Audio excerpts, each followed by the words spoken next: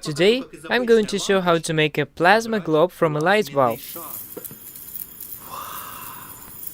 To make one, you will need a light bulb, one energy-efficient light bulb, a line output transformer. You can purchase one in an electronics shop or just take it out from an old TV. I took my transformer from an old small TV. Its distinctive feature is its rubber suction cup that is stuck to a cathode ray tube. Then let us take the electronic circuit board out from the energy-saving light bulb. Let us unwrap the wires. We don't need this part.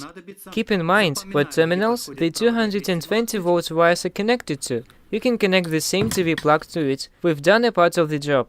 Now we need to connect the transformer. Let us connect it to the place the spiral lamp was connected to. Here they are.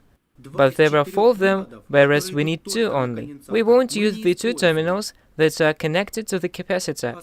We need the other 2. I'm soldering the wires, but you can just wrap them.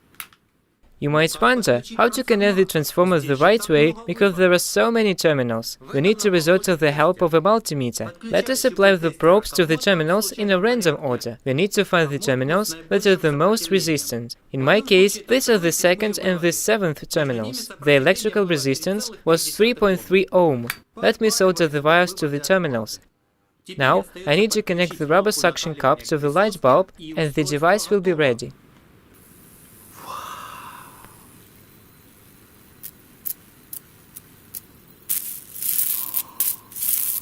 You could use a bigger light bulb if you want to.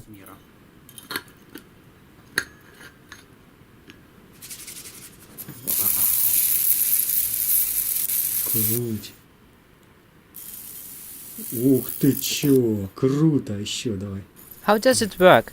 Let us consider that the energy-saving light bulb electric circuit board increases the frequency of the whole circuit from 50 to a few thousand Hz. In turn, the transformer increases the voltage of the whole circuit from 220 to tens of thousands volts. Such a high voltage causes ionization of the inert gas inside the light bulb. This is where the plasma comes from. Why don't we get electric shock then? The current inside the light bulb is really low in spite of the high voltage. You need to be very careful in order not to get exposed to 220 volts. If you want to make a plasma globe better than a manufactured one, then you will need a gigantic light bulb. What's a big 1000 watt light bulb? That's cool.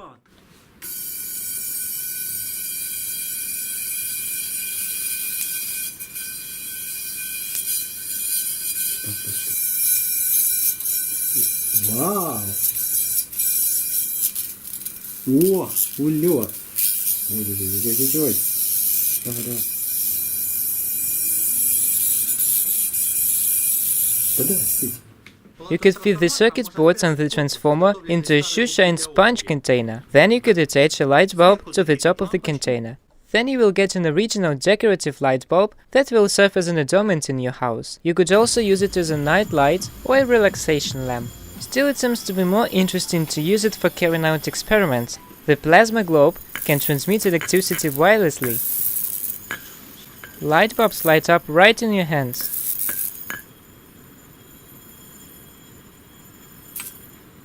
If you place a mosquito repellent tablet on the top of the plasma globe, you can get rid of mosquitoes. You can start fire with your finger because you will get small sparks in between.